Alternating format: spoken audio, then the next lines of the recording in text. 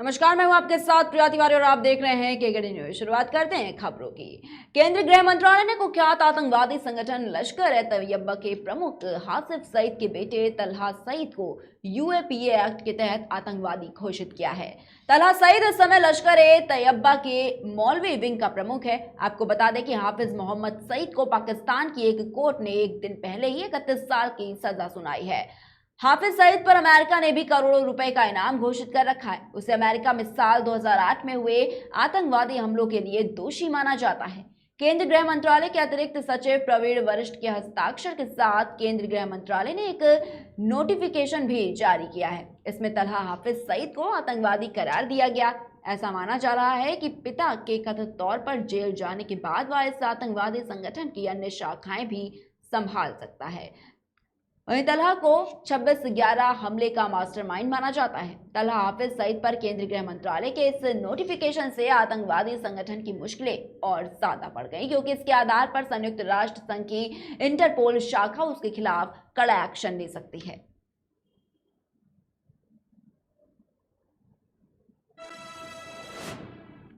वहीं दिल्ली सरकार ने रोजगार बजट को धरातल पर उतारने के लिए कमर कसनी शुरू कर दी है। मुख्यमंत्री अरविंद केजरीवाल ने रोजगार बजट में की गई घोषणाओं को हकीकत में तब्दील करने को लेकर सभी मंत्रियों और सभी विभागों के अधिकारियों को पूरी गंभीरता से लक्ष्य और समय सीमा के अंदर काम करने के निर्देश दिए। इस संबंध में उन्होंने मंत्रियों और वरिष्ठ अधिकारियों के साथ उच्च स्तरीय समीक्षा बैठक की है। केजरीवाल ने कहा कि इस बजट में अगले 5 साल में 20 लाख रोजगार तैयार करने का लक्ष्य रखा है। ऐसा काम देश में पहली बार हो रहा है। दरअसल आज देश के सामने सबसे बड़ी चुनौती रोजगार की है। दिल्ली सरकार का बजट प्रस्तुत होने के बाद पूरा देश उसकी ओर उसी तरह देख रहा है जैसे शिक्षा, स्वास्थ्य, बिजली, पानी की व्यवस्था को लेकर दिल्ली की तरफ देखा जा रहा है। दिल्ली सरकार ऐसे ही रोजगार का समाधान करने की बात कर रही है।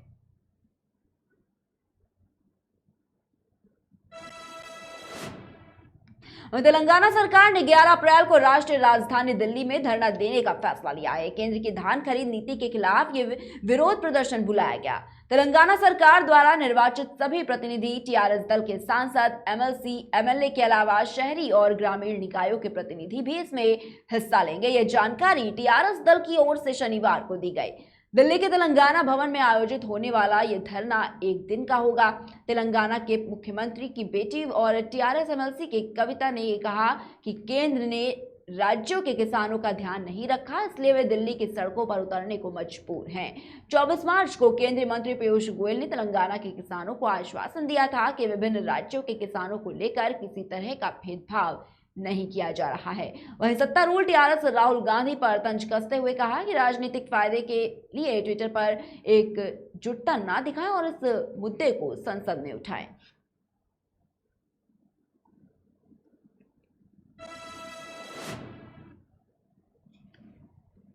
तो लगातार राजनीति पर सवाल उठते हुए नजर आ रहे हैं और रुक करेंगे अगली खबर की ओर। गोरखनाथ मंदिर में सुरक्षा कर्मियों पर हमले के मामले में गिरफ्तार आरोपी अहमद मुर्तजा अब्बासी से अब एनआईए की टीम पूछताछ करेगी। आपको बता दें कि अभी तक इस केस में पुलिस से मुर्तजा अब्बासी से पूछताछ कर रही थी, लेकिन अब एनआईए की सदस्यीय टीम आरोपी मुर्तजा से पूछताछ करेगी। अब्बासी से पूछताछ के बाद एनआईए की टीम एक रिपोर्ट भी तैयार करेगी। इस रिपोर्ट को गृह मंत्रालय को सौंपा जाएगा। अहमद मुर्तजा अब्बासी ने पुलिस पूछताछ में बताया था कि एक लड़की ने अपनी फोटो भेजकर भारत आकर मिलने का वादा किया था और इतना ही नहीं, मुर्तजा ने मदद के लिए 40,000 रुपए भी भेजे थे। इसके बाद ईमेल के जरिए ही बातचीत शुरू हो गई। इसके बाद अब्बासी आईएसआईएस में शामिल होने की तैयारी करने लगा था। इसके बाद उसकी आईएसआईएस के लोगों से बातचीत शुरू हुई। अब्बासी ने पुलिस को बताया था कि उसने लड़की के बताया बैंक अकाउंट में 3 बार रुपए भी ट्रांसफर किए थे। गौरतलब है कि अब आरोपी मुर्तजा अहमद अब्बासी के पिता को यूपी एटीएस ने तलब किया है। उसके पिता मुनीर अहमद अब्बासी को नोटिस जारी कर बयान दर्ज कराने के लिए बुलाया गया है। अहमद मुर्तजा की बीमारी में पुराने इलाज और लंबे समय से हो रही संदिग्ध गतिविधियों को लेकर एटीएस ने पिता को अपनी जांच के दायरे में शामिल किया है।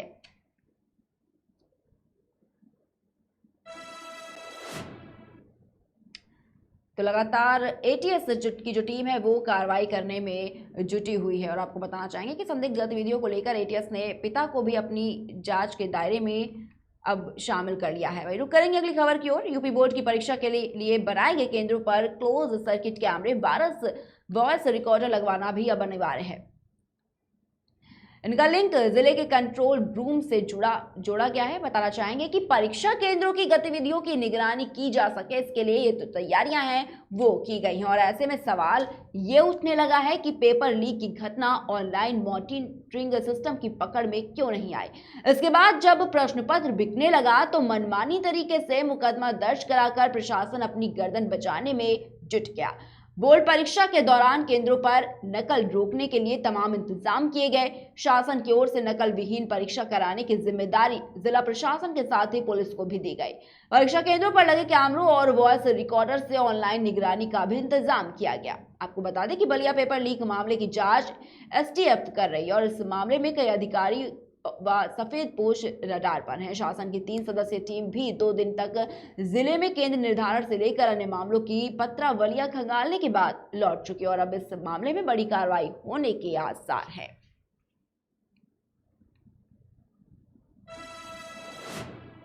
और हिमाचल में इस साल के आखिर में विधानसभा चुनाव होने हैं। वहीं पंजाब में जीत के बाद तमाम राज्यों में पैर पसारने की कोशिश में जुटी आम आदमी पार्टी को हिमाचल में बड़ा झटका लगा है। दरअसल आम आदमी पार्टी के हिमाचल प्रदेश अध्यक्ष अनूप केसरी, संगठन महामंत्री सतीश ठाकुर और ऊना के अध्यक्ष इकबाल सिंह बीजेपी में शामिल हो चुके हैं।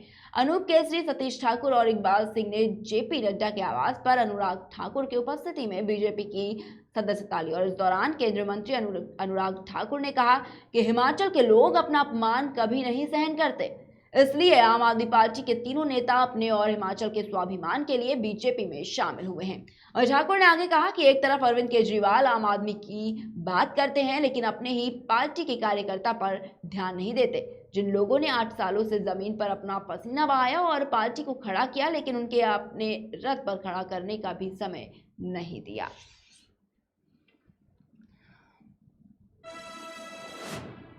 मध्य प्रदेश सरकार ने धार्मिक न्याय और धर्मस्व विभाग के अंतर्गत संचालित मुख्यमंत्री तीर्थ दर्शन योजना के मैप में 3 नए तीर्थ स्थल को शामिल किया गया है। गौरतलब है कि कोरोना संक्रमण के कारण 2 साल से बंद ये योजना 19 अप्रैल से पुनः शुरू हो रही।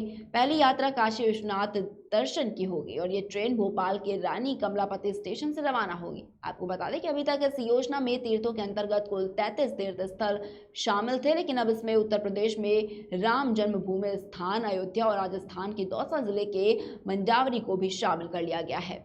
साथ ही बता दें कि कोविड काल के 2 साल बाद राज्य सरकार पात्र हितग्राहियों को 19 से 22 अप्रैल तक काशी विश्वनाथ, 22 से 28 अप्रैल तक द्वारका सोमनाथ और 23 से 29 अप्रैल तक वैष्णो देवी की यात्रा कराएगी।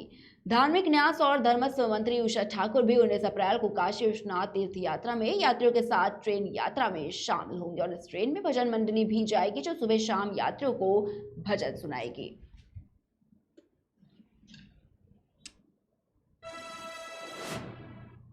कर्नाटक में दक्षिणपंथी समूह भारत रक्षा वेदिके ने हिंदुओं से मुस्लिम कैब, टूर और ट्रैवल ऑपरेटरों की सेवाएं नहीं लेने की अपील की है। हिजाब विवाद के बाद से कर्नाटक में इस तरह की खबरें आम हो गई। कभी हलाल मीट को लेकर विवाद हो रहा है तो कभी मंदिर परिसरों में गैर हिंदुओं को व्यवसाय से प्रतिबंधित करने को लेकर विवाद सामने आ रहे हैं।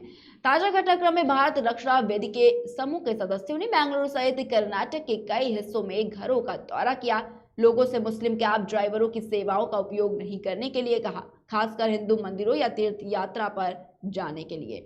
वेदिके के प्रमुख भरत शेट्टी ने इस संबंध में पूछे जाने पर मीडिया से कहा, जब हम मंदिरों या धार्मिक स्थलों में जाते हैं तो मांसाहार नहीं करते।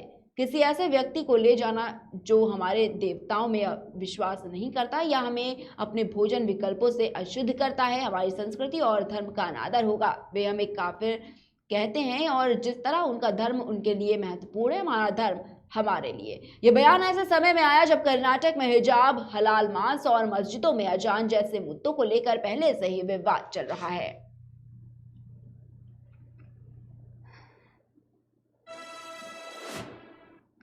दक्षिणी कश्मीर में 2 जगह आतंकी और सुरक्षा बलों के बीच एनकाउंटर जारी है। पहला एनकाउंटर अनंतनाग के सिरहमा में चल रहा है जिसमें एक आतंकवादी को सुरक्षा बलों ने ढेर कर दिया। दूसरा एनकाउंटर कुलगाम जिले के हाजीपुरा के दमहर में चल रहा है जहां 2-3 आतंकवादी छिपे हुए हैं।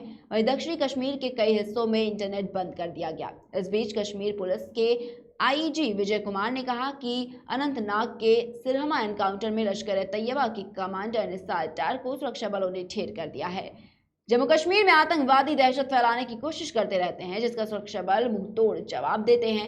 पिछले दिनों बुधवार को पुलवामा जिले के त्राल इलाके में सुरक्षा बलों के साथ हुई मुठभेड़ में प्रतिबंधित आतंकी संगठनों अंसार गजब उल हिंद और लश्कर ए तैयबा के 2 आतंकवादी मारे गए थे।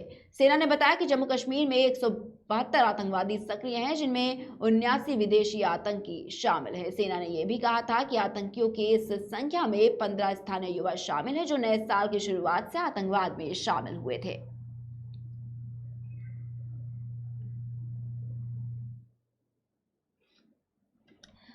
तो 15 स्थानीय युवा शामिल हैं और नए साल की शुरुआत से ही आतंकवाद में ये जो आतंकी है वो शामिल थे, जिसकी खबर लगातार सामने आते हुई नजर आ रही है। वहीं जम्मू कश्मीर में 172 आतंकवादी अभी भी छिपे हुए हैं। वहीं रुक करेंगे अगली खबर की ओर। देश में कोरोना के मामले कम जरूर हुए हैं, लेकिन खतरा अभी भी पूरी तरह टला नहीं है। केंद्र सरकार ने देश में कोरोना संक्रमण के बढ़ने को लेकर चिंता जताई है और केंद्रीय स्वास्थ्य सचिव राजेश भूषण ने शुक्रवार को प्रभावित राज्यों को पत्र लिखा। स्वास्थ्य सचिव ने दिल्ली, हरियाणा, महाराष्ट्र, केरल और मिजोरम के मुख्य सचिवों से कहा कि बढ़ रहे कोरोना संक्रमण को गंभीरता से ले। उन्होंने कोरोना वैक्सीनेशन तेज करने के लिए भी कहा और क्लस्टर जोन में निगरानी बढ़ाने के लिए भी कहा है। इन 5 राज्यों में कोरोना के मामले तेजी से बढ़ रहे हैं, इसलिए केंद्र ने इन 5 राज्यों को अलर्ट भी किया है। मीडिया रिपोर्ट से मिली जानकारी के मुताबिक देश में कोरोना निगेटिव होने के बाद भी कई मरीजों के मल में कोरोना वायरस जिंदा मिला है, जिसकी वजह से सीवर लाइंस में जीवित कोरोना वायरस मौजूद है। इस खबर के सामने आने के बाद राष्ट्रीय तकनीकी सलाहकार समूह के अध्यक्ष डॉक्टर NK अरोड़ा ने मीडिया को बताया कि सीवर लाइंस की निगरानी को बढ़ाने का फैसला किया गया।